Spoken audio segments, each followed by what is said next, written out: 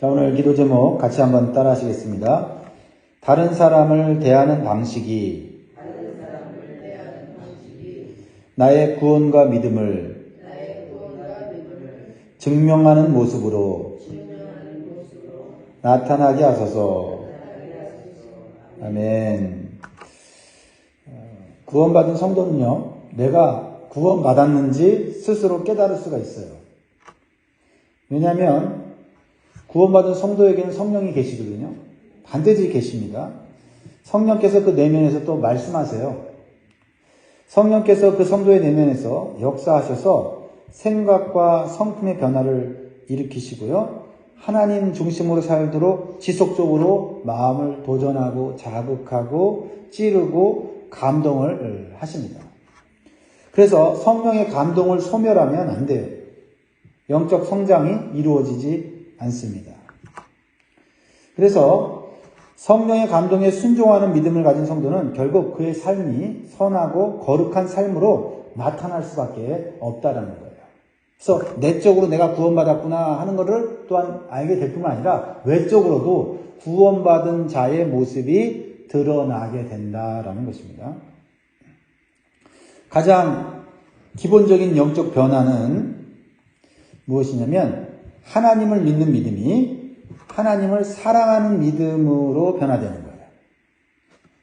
하나님을 믿는 믿음이 하나님을 사랑하는 믿음으로 변화된다라는 것을 기억하시기 바랍니다. 한번 여러분들 한번 살펴보시기 바라요. 처음에는요, 하나님을 의지하는 믿음으로 살아요. 그렇죠? 처음 초신자의 신앙은 하나님을 믿을 때 하나님 도와주십시오. 하나님 문제를 해결해 주십시오. 이렇게 하나님이 해결해 주실 것이라고 도와줄 거라고 하는 믿음, 그런 의지하는 믿음이 있어요. 그런데 하나님의 은혜를 체험하다 보면 하나님을 사랑하게 돼요. 그래서 하나님을 사랑하는 믿음은 반드시 어떤 행위로 나타나는데 그 행위가 형제 사랑으로, 이웃 사랑으로 나타나게 되어 있다는 거죠. 그래서 성경 전체의 내용을 살펴보면 하나님 사랑과 이웃 사랑은 율법의 핵심이고 동시에 복음의 핵심인 것을 우리가 깨닫게 돼요. 이것은 동전의 양면입니다. 하나님 사랑한다고 하면서 그 사랑이 형제 사랑, 이웃 사랑으로 나타나지 않는다면 하나님 사랑하지 않는 거라고 성경은 말하고 있죠. 또 거꾸로 될 수도 있죠. 이웃 사랑한다고 하면서 하나님 사랑하지 않을 수도 있어요. 그 사랑은 인간적인 사랑이죠. 먼저 하나님을 사랑해야 되고 그 사랑으로 이웃을 사랑하는 삶이 드러나야 한다라는 겁니다. 그래서 하나님을 사랑하는 성도는 다른 사람을 대하는 방식에 있어서 변화와 성장이 있어요. 오늘 우리가 읽은 히브리서 13장은 마지막 장인데 환난과 핍박 중에서 믿음을 지키고 승리하는 성도의 삶의 모습을 보여주고 있고 그런 삶을 권면하고 있어요. 첫째는 뭐예요? 형제를 계속해서 사랑하는 겁니다. 형제를 계속해서 사랑하는 거예요. 그것이 하나님을 계속해서 사랑하는 길이라는 거죠. 1절 형제 사랑하기를 계속하고. 형제 사랑하다가 우리 실족할 때 있죠. 주저주저할 때 있죠. 그만두고 싶을 때가 있죠. 근데 왜 형제 사랑을 계속하게 됩니까? 하나님 사랑하니까.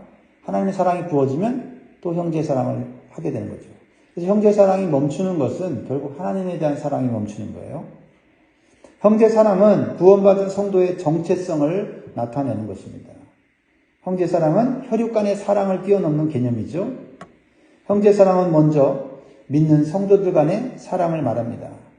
혈육이 아닌 성도들이 서로 사랑함으로써 세상 사람들은 놀라게 된다는 거예요. 혈육이 아닌데 어떻게 혈육보다 더 저렇게 사랑할까? 놀라게 된다는 거죠. 그것이 구원받은 성도가 다른 사람을 대하는 방식인 거예요. 초대교회의 모습을 성경은 보여주고 있습니다. 초대교회 성도들의 특징은 서로 가족 같은 사랑을 나누었다는 거죠. 이것을 본 세상 사람들이 놀라서 교회에 관심을 갖게 되고 기독교 신앙에 관심을 갖게 되었다라는 겁니다. 사도행전 2장 44절 47절의 말씀을 보면 초대교회의 성도들의 사랑과 섬김이 어디까지 갔는지를 보여주는데요. 여러분이 잘 알고 계시죠? 믿는 사람이 다 함께 있어 모든 물건을 서로 통용하고 또 재산과 소유를 팔아 각 사람의 필요를 따라 나눠주며 날마다 마음을 같이하여 성전에 모이는 쓰고 집에서 떡을 떼며 기쁨과 순전한 마음으로 음식을 먹고 하나님을 찬미하며 또 온 백성에게 친송을 받으니 주께서 구원받는 사람을 날마다 더하게 하시니라. 우리는 교회에 있든지 집에 있든지 밖에 있든지 하나님을 사랑하는 모습이 형제사랑, 이웃사랑으로 나타나야 한다는 겁니다. 초대교회 성도들은 서로 사랑하는 것이 말로만이 아니라 실제적인 가정생활, 직장생활, 교회생활 속에서 확연하게 드러났다라는 겁니다. 그리고 그들의 생활 방식이 하도 좀 이상해서 세상 사람들이 관심을 갖게 되고 놀라게 되었다라는 겁니다.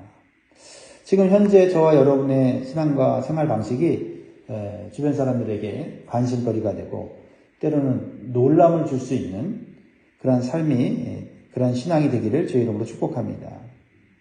예수님께서도 성도들이 서로 사랑하는 것을 세상 사람들에게 보여줄 때 그들이 우리가 예수님의 제자인 것을 알게 될 거라고 말씀하셨습니다. 먼저 우리끼리, 구원받은 사람들끼리 사랑하는 모습을 보여주라고 주님 말씀하고 계십니다. 요한복음 13장 34절에서 35절에 보면 새 계명을 너희에게 주노니 서로 사랑하라. 내가 너희를 사랑한 것 같이 너희도 서로 사랑하라. 너희가 서로 사랑하면 이로써 모든 사람이 너희가 내 제자인 줄 알리라.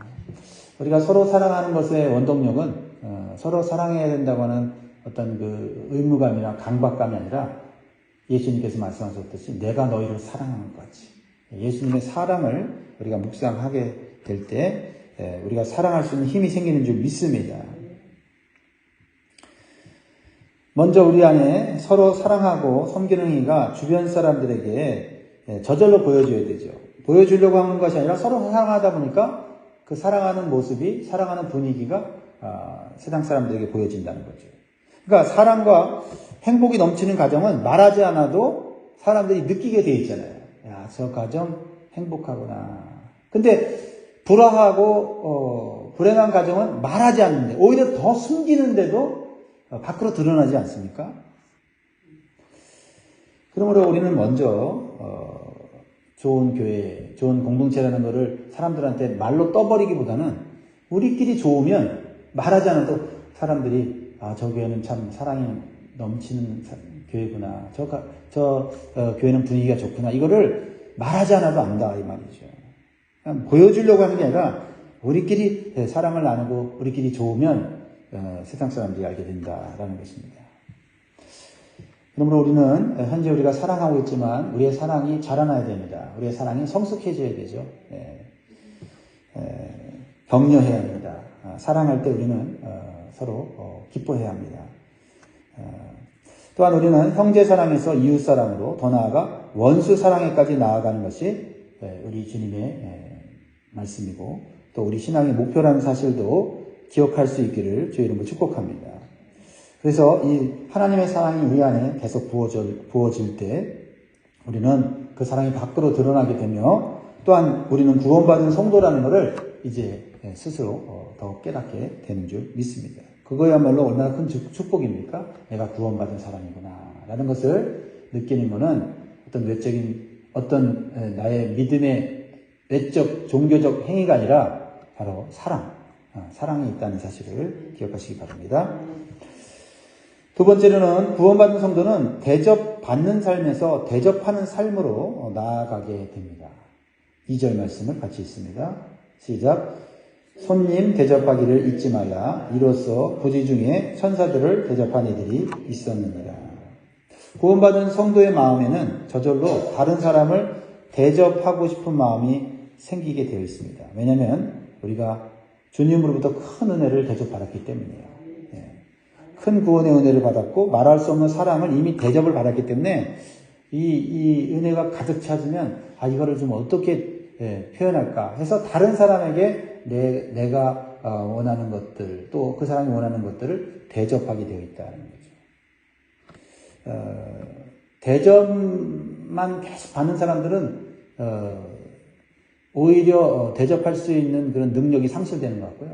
대접하는 사람들은 대접하면서 아유 내가 좀 부족했나 하고 또 잘 대접하려고 자꾸 노력하다 보니까 대접에 있어서도 더 성숙해지고 더 그 깊이가 남다른 것 같습니다. 초대교회는 손님 대접을 당연한 것으로 여기는 영적 분위기가 있었어요.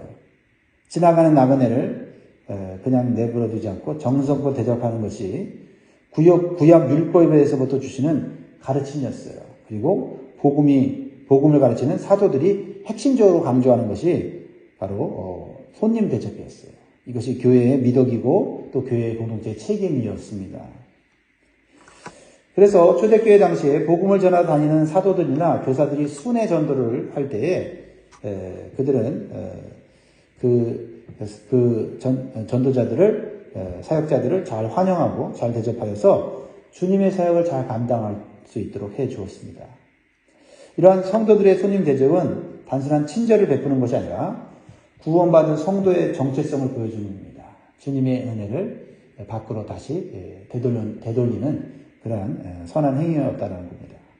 무엇보다도 오늘 이 2절에서 말씀하고 있는 것은 손님 대접은 영적인 유익과 축복을 준다는 거죠. 다시 말하면 손님 대접할 때 하나님이 그곳에 함께 계시고 하나님은 기뻐하셔서 축복하신다는 거죠. 창세기 18장이 그걸 증거하고 있는데 아브라함 이야기가 나오죠. 아브라함이 뜨거운 대낮에 자기 앞을 지나가는 3명의 나그네를 보고 그냥 지나치게 못하게 합니다. 자기 집에 특진히 모셔서 발도 씻어드리고 또 갑자기 집에 모셨지만은 최고로 좋은 음식을 준비해서 대접을 했습니다. 그런데 나중에 알고 보니까 그 나그네들은 천사들이었어요. 천사들이 아브라함 집에 온 거예요. 근데 더 놀라운 것은 그 천사 중에 한 사람은 누구냐면 하나님이셨어요. 믿음의 사람 아브라함은 평소의 습관대로 나그네를 잘 대접하는 그런 신앙과 삶을 가졌는데 하나님을 만나게 됐고 하나님의 거센 축복을 받게 되었습니다. 그러므로 우리가 손님 대접하는 신앙적 유산을 잘 이어가고 우리 자녀들에게도 손님 대접하는 그러한 미덕을 가질 수 있도록 교육하면 좋겠어요. 그것이 그 가정에 하나님을 모시는 방법이고 또 하나님의 축복을 받는 길인 것을 우리가 기억하면 좋겠습니다. 세 번째로는요, 우리가 핍박받고 고통받은 그리스도인들을 내 몸처럼 생각하는 마음을 가져야 한다라는 겁니다. 우리가 핍박받고 있지 않으면 핍박받는 그리스도인들에 대해서 무관심할 수 있어요. 근데 교회라고 하는 것은 우리 교회만의 교회가 아니라 모든 교회가 주님의 한 몸입니다. 그래서 평안한 교회도 있고 핍박받는 교회도 있는데 핍박받는 교회, 핍박받는 그리스도인들이 있다면 우리는 같은 지체로서 고통을 느껴야 한다는 거죠. 그것이 하나님을 사랑하는 성도의 모습이라는 거죠. 3절에 보겠습니다. 3절에 보면 너희도 함께 갇힌 것 같이 갇힌 자를 생각하고 너희도 몸을 가졌은즉 학대받는 자를 생각하라.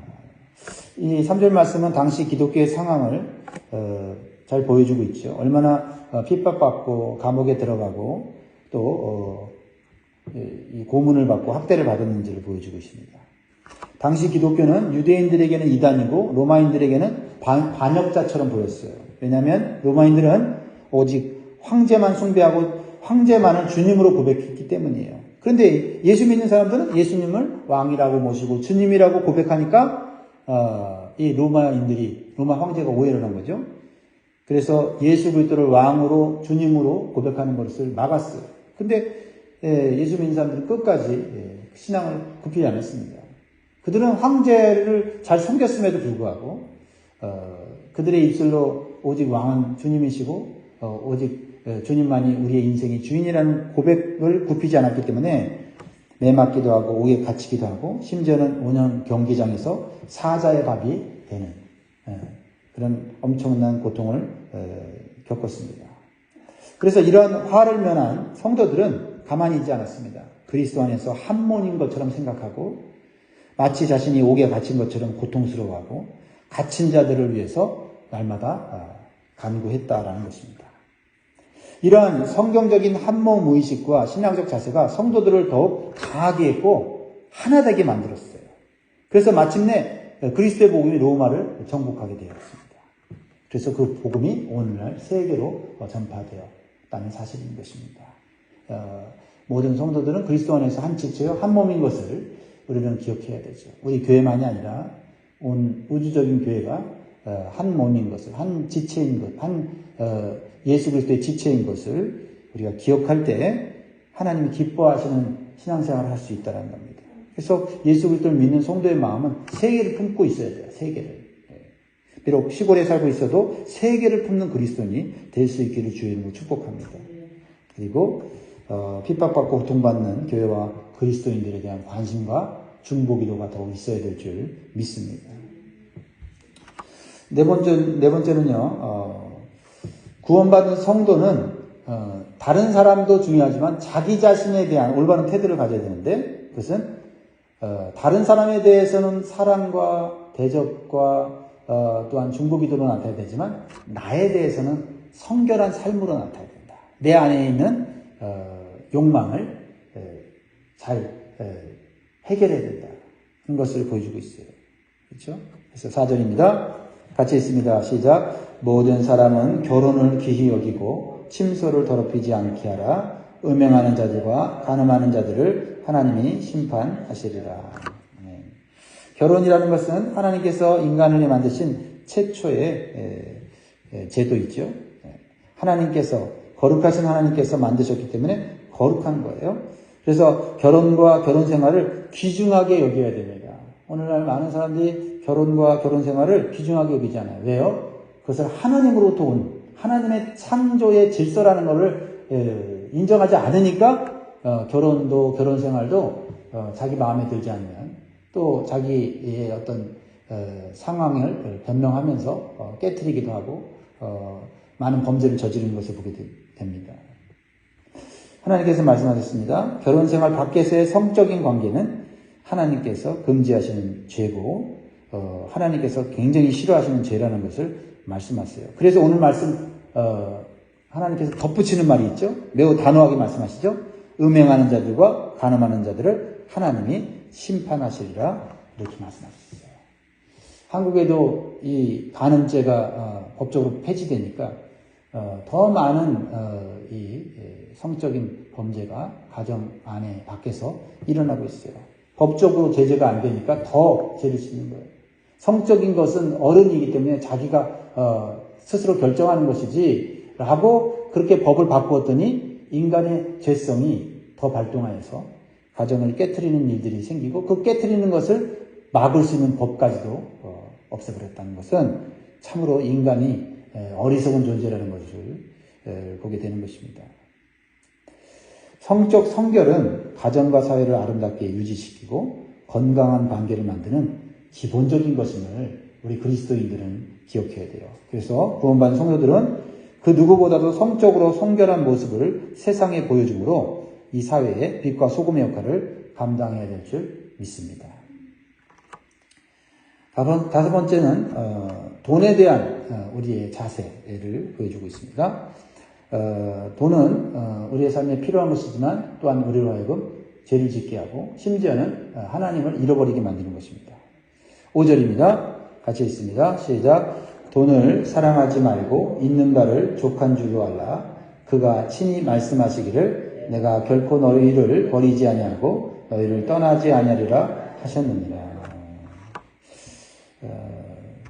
인간이 가장 불행하기 쉬운 하나의 욕구가 지나친 물질적인 욕구예요. 탐욕입니다. 물론 돈은 그 자체가 나쁜 것은 아닙니다. 그러나 우리의 마음과 행동이 모두 돈에 좌우된다면 돈도 우리의 우상이 되고 우리의 신이 되는 겁니다. 돈에 의해서 좌우되는 인생, 그거 우리가 너무나도 많이 보고 있죠. 사실 우리도 돈에 의해서 좌우될 때가 있지 않습니까? 그걸 인정해야 합니다. 그걸 인정해야 내가 하나님을 잃어버릴 수도 있구나 하는 경각심을 갖게 되는 것이죠. 그래서 마태복음 6장 24절에 보면 한 사람이 두 주인을 섬기지 못할 것이니 혹 이를 미워하고 저를 사랑하거나 혹 이를 중히 여기고 저를 경히 여깁니다. 너희가 하나님과 재물을 겸하여 섬기지 못하느니라. 그래서 성도들은 돈에 대해서 올바른 태도를 가질 것을 경고하는 것입니다. 돈 때문에 하나님과 멀어지고 믿음이 흔들리지 않도록 조심해야 합니다. 돈을 사랑하게 되면 믿음에서 떠나게 되고 근심에 사로잡혀 사는 삶을 살게 되는 것을 보게 돼요. 사실 교회 다니고 예수 믿으면서도 사실은 하나님보다는 돈을 더 사랑할 때가 있죠. 하나님을 믿는 이유가 돈을 필요로 하기 때문에 하나님을 믿을 때가 있죠. 우리가 그런 모습을 보일 때, 또 그런 모습을 또 보여주는 성도를 볼 때 그들을 위해서 기도해야 됩니다. 돈 때문에 예배를 소홀히 하고 돈 때문에 하나님부터 멀어지는 세상으로 나가는 그런 성도들이 없도록 우리는 기도해야 돼요. 왜 하나님이 오늘 이 말씀을 주십니까? 하나님을 가까이 하고 하나님 의지하면 돈 때문에 걱정하지 않고 돈 때문에 굶어 죽지 않고 살게 해주시겠다고 분명히 말씀하고 있습니다. 그래서 잠언 8장 21절에 보면 이는 나를 사랑하는 자가 재물을 얻어서 그 국간에 채우게 하려 함이니라. 하나님 없이 돈을 얻으면 하나님을 잃어버리고 결국은 다 잃어버리는데 하나님을 의지하고 하나님을 사랑하면 돈도 없고 또 생명도 없고 또 하나님의 보호하심도 얻게 되니 우리가 돈 때문에 하나님을 잃어버리는 어리석은 자가 되지 말아야 된다라는 것입니다. 보십시오. 6절에서 이렇게 말하잖아요. 그러므로 우리가 담대히 말하되 주는 나를 돕는 이시니 내가 무서워하지 아니하겠느라 사람이 내게 어찌하여 하노라. 주님이 나를 돕는다 라는 믿음을 우리가 가져야 됩니다. 이 돕는다라는 뜻의 원어의 뜻은 구원자, 치료자, 구원자, 구원하는 일에 전심전력하는 자, 비용을 다 들여서 도와주는 자, 살려내는 자라는 뜻이죠. 주님을 의지한다고 하는 거, 그것은 주님이 나를 모든 삶의 영역에 있어서 도와주시고, 함께 해주시고, 역사하신다는 것을 믿는 것입니다. 이것은 다윗이 시편 27편 1절에서 시편 118편 6절에서 인용한 거예요. 다윗의 인생을 여러분이 배웠고 묵상한다면 다윗이 13년 동안 그렇죠. 사울 왕의 그 위협을 피하여 동굴로 산으로 들로 다니면서도 600명의 자기 부하들과 가족들을 먹여 살렸잖아요. 그렇죠? 왜요? 하나님이 그를 도와주셨기 때문이고 다윗은 하나님을 여호와는 나의 목자시니 내가 부족함이 없으리로다 고백을 했기 때문에 비록 왕궁에서 쫓겨났지만 그런 들판에서도 결코 굶지 않고 하나님의 은혜로 살 수 있었다라는 것입니다. 우리는 시편 121편 1절의 말씀을 기억합니다. 내가 산을 향하여 눈을 들리라. 나의 도움이 어디서 올고 나의 도움이 천지를 지으신 여호와에게서로다. 믿으십니까? 아멘. 오늘도 하나님은 우리의 돕는 자입니다. 하나님이 돕지 못하도록 하나님과 우리 사이에 돈을 놓아서도 안 되고 어떤 사람을 놓아서도 안 되고 어떤 우상을 놓아서도 안 된다. 어제 우리 십계명을 통해서 배웠죠. 마지막으로 교회 지도자들에 대한 올바른 태도를 가질 것을 말하고 있죠. 우리가 7절을 보겠습니다. 하나님의 말씀을 너희에게 일러주고 너희를 인도하던 자들을 생각하며 그들의 행실의 결말을 주의해 보고 그들의 믿음을 본받으라. 하나님을 사랑하는 자들은 다른 사람에 대한 삶의 방식이 달라야 된다 그랬죠. 형제 사랑, 또 손님 대접, 이렇게 얘기하면서 마지막으로는 교회 지도자들에 대한 성도의 태도를 보여주고 있는 거예요. 왜냐하면 교회 안의 지도자들과 관계는 서로 매우 중요한 관계예요. 영적인 관계예요. 그 누구보다도 서로 많은 영향력을 주고받습니다. 그렇죠? 그래서 지도자들이 하나님 말씀을 잘 전하고 사역을 잘할 수 있도록 기도해줘야 된다는 거죠. 협력해줘야 된다는 거죠. 여기서 너희를 인도하던 자들을 생각하며 라는 것은 단순히 생각만 한다는 것이 아니죠. 기도해주고 사역에 동참하고 사역을 협력해줘야 한다는 겁니다. 그리고 지도자들은 어떤 의무가 있어요? 지도자들은 믿음의 본을 보여주도록 힘써야 된다. 그렇죠? 그래서 믿음의 본을 보여줌으로 성도들에게 영향력을 주고 성도들이 그 믿음을 따라서 걸어갈 때 또 하나님 안에서 하나가 될 수 있다라는 겁니다. 그러니까 서로에게 은혜가 되고 복이 되는 그런 관계를 맺어야 된다라는 것입니다. 결과적으로 우리는 사람과의 좋은 관계를 맺는 것은 하나님과의 관계가 올바르고 하나님에 대한 사랑, 또 하나님의 그 사랑을 우리 마음 가운데 충만히 받을 때 사람을 대하는 방식이 하나님이 원하시는 방식으로 될 수 있다는 걸 보게 되죠. 그래서 마지막 8절에 이렇게 얘기하고 있습니다. 예수 그리스도는 어제나 오늘이나 영원토록 동일하시니라. 사람도 변하고 세상도 변하고 이 세상 모든 것 다 변합니다. 그러나 변하지 않는 것 누구십니까? 예수 그리스도. 우리의 신앙생활은 사람 중심이 아니라 예수 중심의 신앙생활을 하게 될 때 우리는 내가 구원받은 것이 느껴지게 되고 또 다른 사람들도 내가 구원받은 것을 깨닫게 되는 열매를 맺게 되는 줄 믿습니다. 오늘도 기도와 말씀으로 승리하시기를 주의 이름으로 축복합니다. 기도하겠습니다.